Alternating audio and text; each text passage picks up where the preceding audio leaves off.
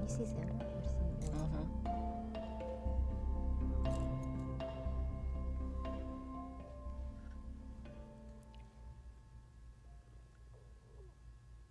Welcome to the Open to Hope Show. I'm your host, Dr. Gloria Horsley, with my daughter and co-host. Dr. Heidi Horsley.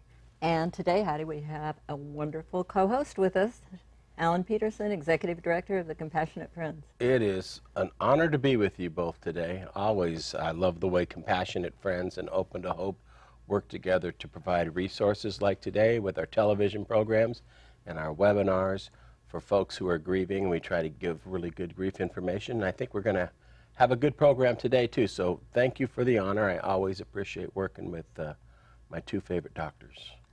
So I'm Yes, excited. we love when Alan can come on, and you know he's co-hosted a lot of our shows with us, and it's always wonderful to have him here. Enjoy. And also, I love it because he always sings for us, and you're going to Yes. sing. What are you going to sing for us on this I'm going to sing Thanks for the Little While. It's one of my I like favorite that. songs that I wrote, and it's kind of a song of gratitude. And I think sometimes we need to remember that even as dark as it is, we can still find gratitude and memories. And forgiveness and gratitude are some things that you're going to find out about on the show today from a very special guest that we have on. And we are going to be talking about grief and exploring the invisible world. Heidi and I were talking this morning, Alan, about the fact that one thing as you're a bereaved parent and a bereaved sibling that we know is that people are concerned about how they died. Maybe, you know, were they in pain? Are they happy now? You know, we know those questions come up a lot. Don't Well, they? that was my biggest question when Scott died. I mean, Scott and Matthew died at 17 together, my cousin and my brother, and you know the car hydroplaned and it blew up basically, and they died very traumatically. And I think one of my concerns was he okay at the end, and is he at peace now? You know, because it was a traumatic thing, and so I was kind of stuck in that for a very long time, not knowing the answer. Yeah, I think that's common for a lot of people. And the one thing I like about what we do in our programs is to have individuals tell their story.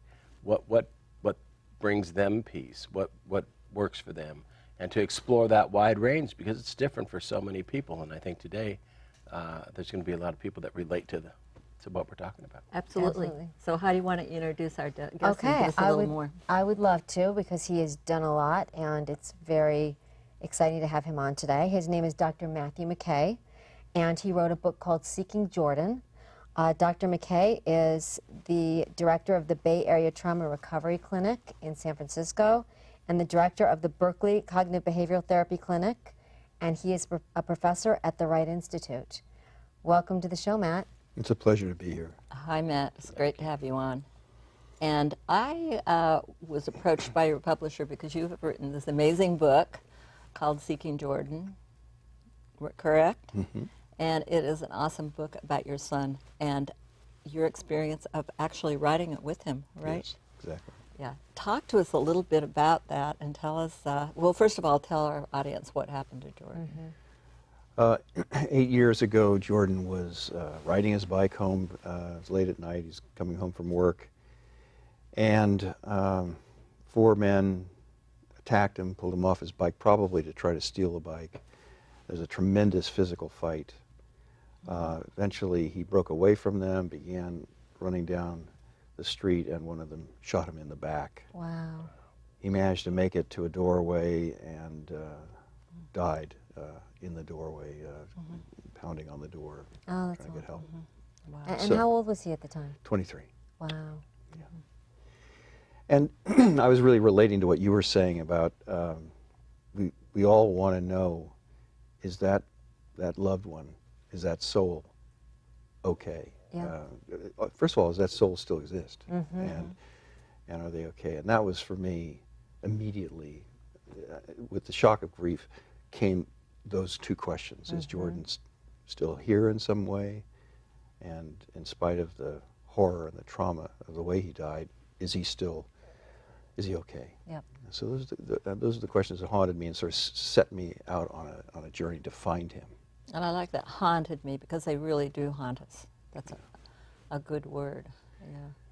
Yeah, so the journey began some months later when I went to Chicago to see Dr. Alan Botkin, who developed a very interesting way of contacting those on the other side. It's called induced after-death communication, and it uses a treatment that I'm familiar with that I use all the time called EMDR, eye movement desensitization or processing. Yeah, where you basically track something back and forth, and while you're thinking of a traumatic memory, and somehow we're not exactly sure how it happens, but the brain can't process both the memory at that intensity and track, right? Is that kind of... You know, there are a lot of theories about EMDR, but you know, one theory is just that a lot of traumas, including loss, is stored in implicit memory on the right side of the brain, and then we need the verbal part of our brain on the left side to actually process this, and EMDR facilitates communication between the two sides of the brain. But however it works, Botkin, when he was he used it at the VA for years with vets, many of whom had traumatic losses. Right. or it's seen horrible things. And had seen horrible things, and so he was using EMDR just to treat trauma. And one day he made a little mistake in the protocol, and this vet had a reaction he'd never seen before. The vet had a young girl he befriended in Vietnam. Her name was Lee, and she was actually hit by a grenade and died in his arms, and he was going to adopt her and bring her back to the station.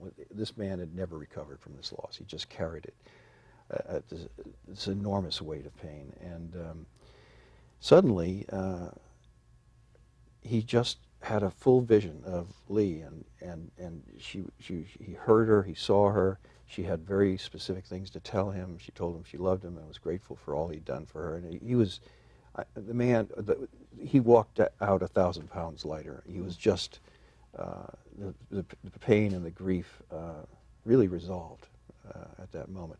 And so Botkin didn't know what he'd done.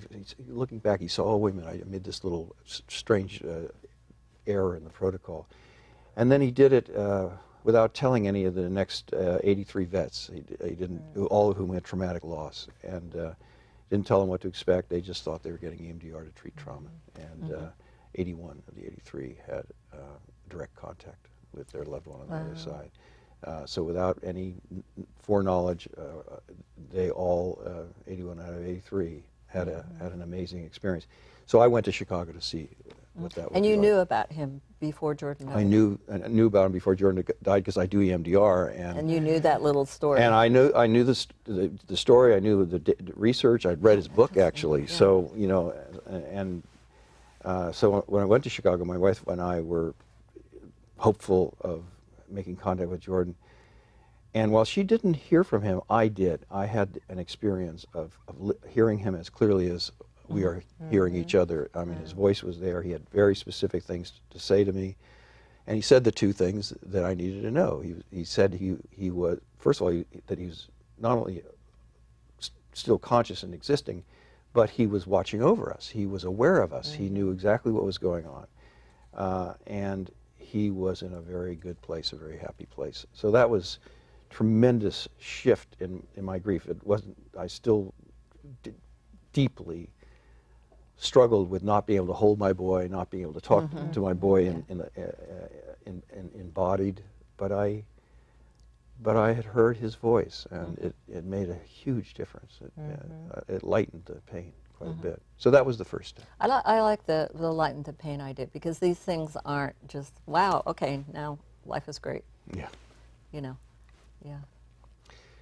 So that was a first step, and I think my initial reaction was, you know, again, the relief, a lightness, but also a certain frustration, because there was no way to have a conversation. There was no way to actually engage with him, to ask questions and hear answers back. And so I went to see another doctor, a psychologist who specializes in after-death communication, Ralph Metzner. And Metzner is in San Rafael here in the Bay Area. And Metzner did a number of things, but very early on he taught me how to do channel writing or automatic writing, which turns out, in my experience, to be relatively easy to do. It doesn't I mean, I am not clairaudient. I have no powers, mediumship powers at all. I was surprised to find that the first time I did it, I was able to get pretty direct communications from Jordan. And And I know you talk for our audience. He talks directly how to do it and talks about this in his book, Seeking Jordan. So they're going to want to get that and take a look at what you did. But now, as I remember, you got an item that. yeah, well, what Ralph taught me to do was that basically you want to get something, a physical object that connects you to that person you love. It could be something they gave you or something that they had.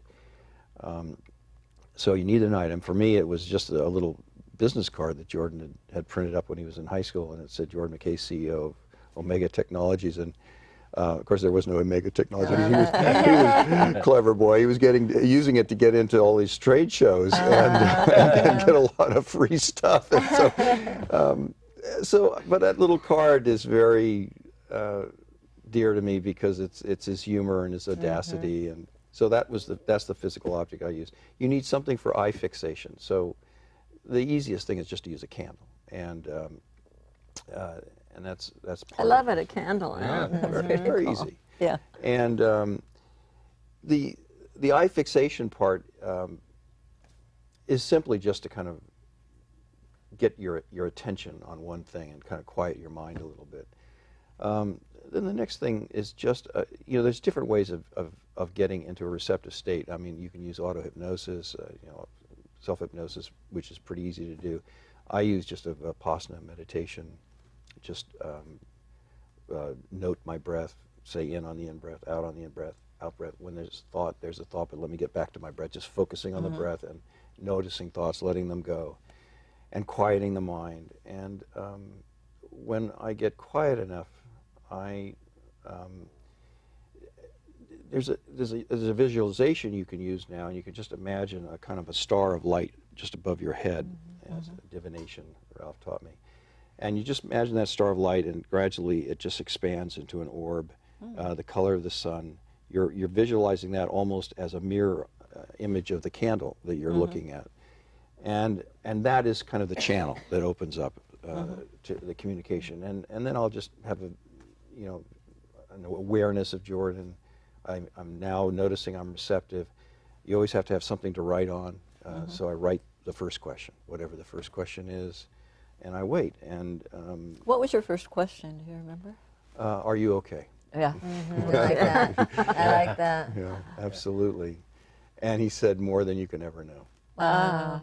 And That must have been incredible to hear that. that was a beautiful moment. I could,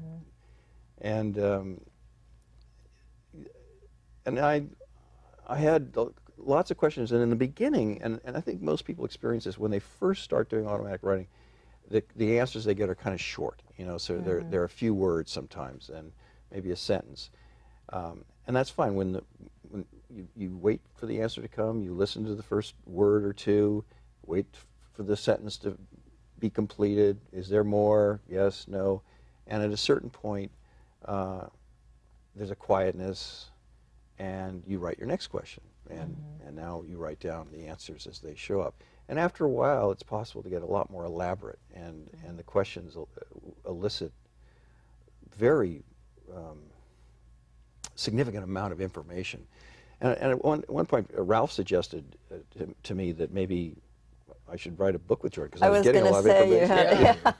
And I mean, it never occurred to me. I mean, it's the last thing that I would have ever thought of. And I asked Jordan, and he said, fine, no, absolutely, I'm all for it. And then in the next 5 minutes, just outlined the whole book, every chapter, and exactly what was going to be in it. I could hardly write fast enough to keep up with all the information. And that's So one of the it's, interesting. when he's communicating with you, it's through the writing, right?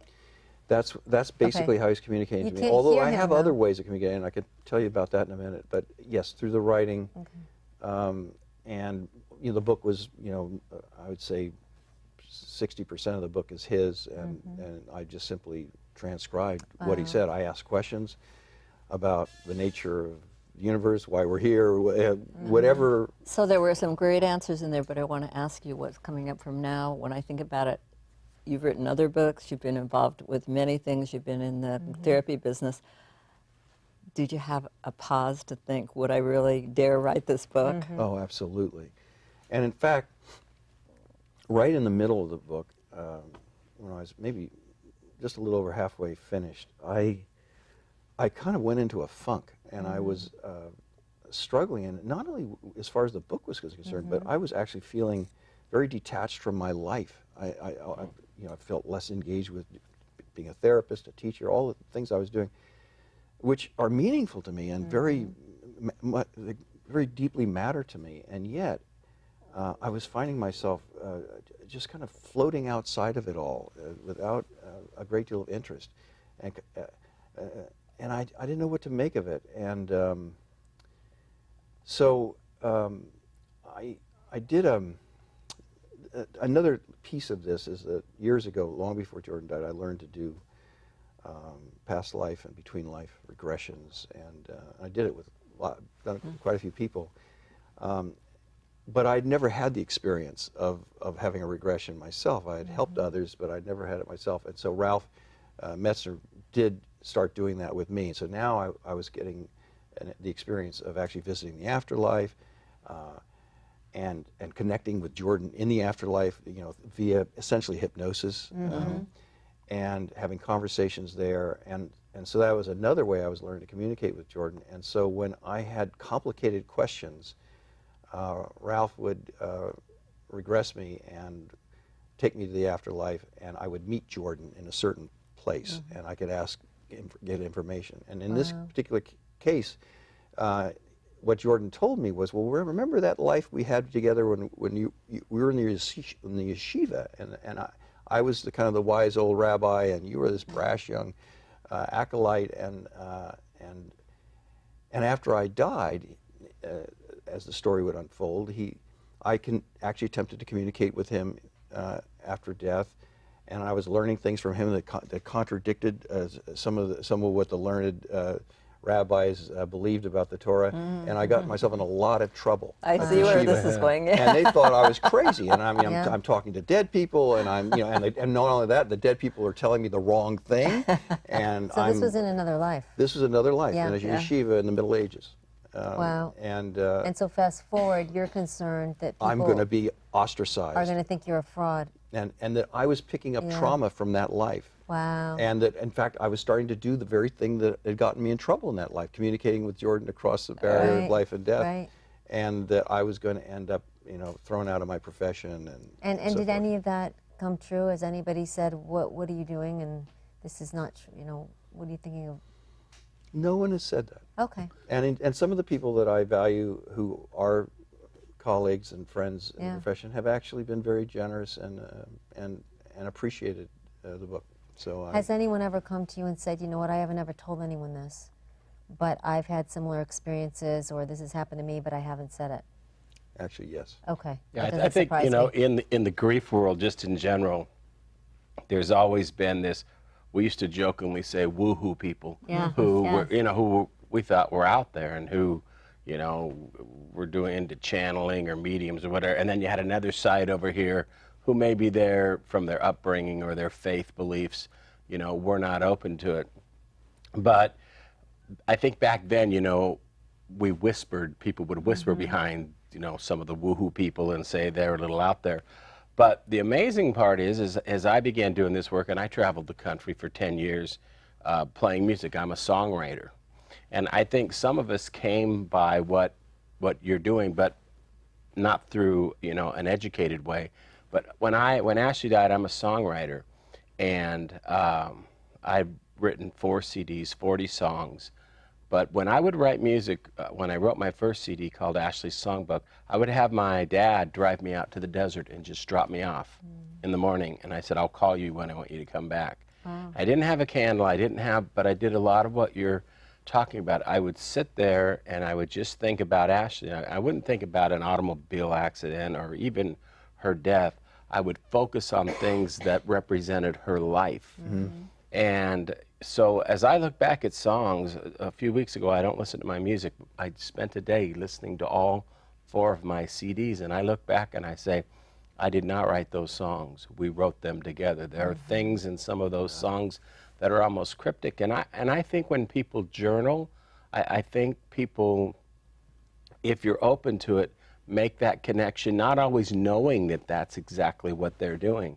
But I believe, because that love is right there, that I've met many, many people who don't say it out loud, but to somebody like you would go, thank you for sharing your story, because as Gloria said, I've had an experience like that.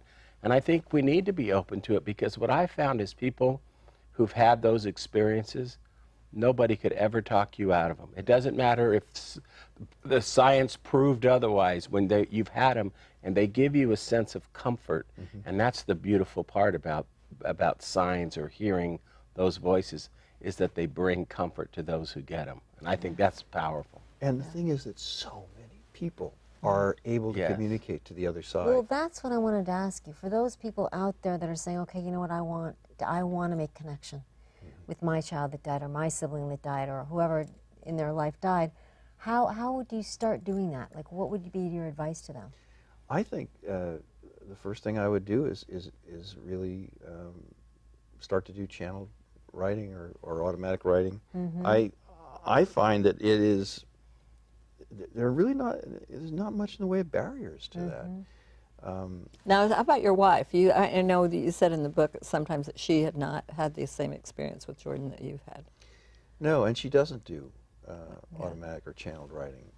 And she has other ways of communicating with him that have to do with animals and birds. And so when there's certain birds that are present, she experiences his spirit is there. Well, and they say birds are a way that people do communicate with people.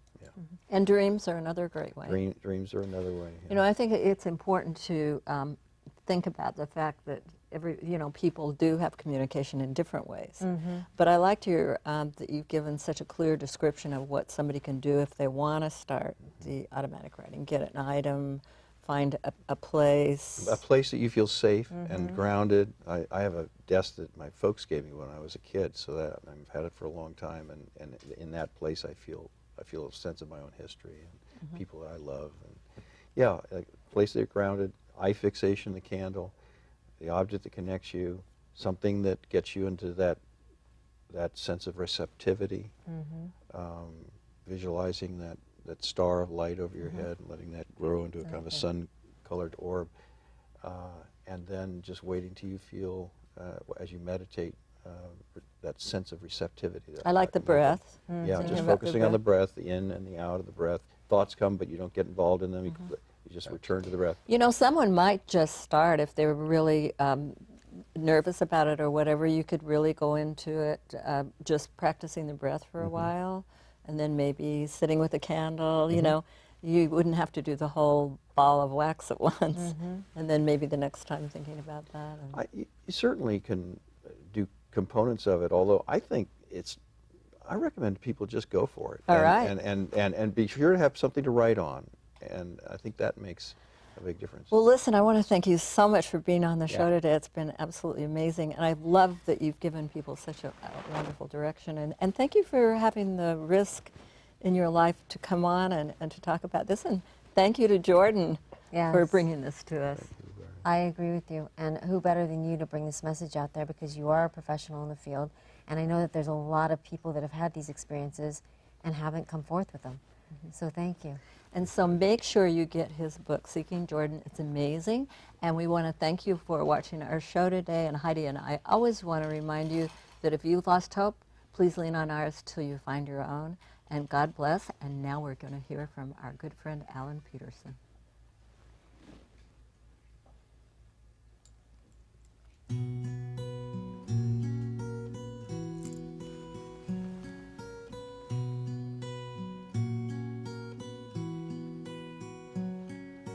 Well, I cursed God and I cursed fate. I told everyone I couldn't wait till I could go. It turned me inside out and upside down. I could barely breathe or get around. It hurt me so. It took some time, but one day I knew I'd spend the rest of my life telling the world about you. Thanks for the hugs and all the kisses and your sweet laughter everybody misses. Thanks for the joy and the memories. I still cry, 'cause it ain't easy. But then again I have to smile. Thanks for the little while. Well, I have learned it's up to me to give you a voice for the world to see. So that's what I do. Your love has been my guiding light, so I hold on to it tight. It helps me through. I had to let my anger go so I could let all my love for you show. Thanks for the hugs and all the kisses and your sweet laughter everybody misses. Thanks for the joy and the memories. I still cry, 'cause it ain't easy. But then again I'll have to smile. Thanks for the little while. I had so much more love to give. You had so much more life to live. And in my dreams, that's just how it would be. Our story wasn't long enough, but every page was filled with love. And you will always be a part of me. So I won't let tomorrow take away all the beauty we shared yesterday. Thanks for the hugs and your sweet kisses. There's so much about you everybody misses. Thanks for the joy and the memories. I'll always cry,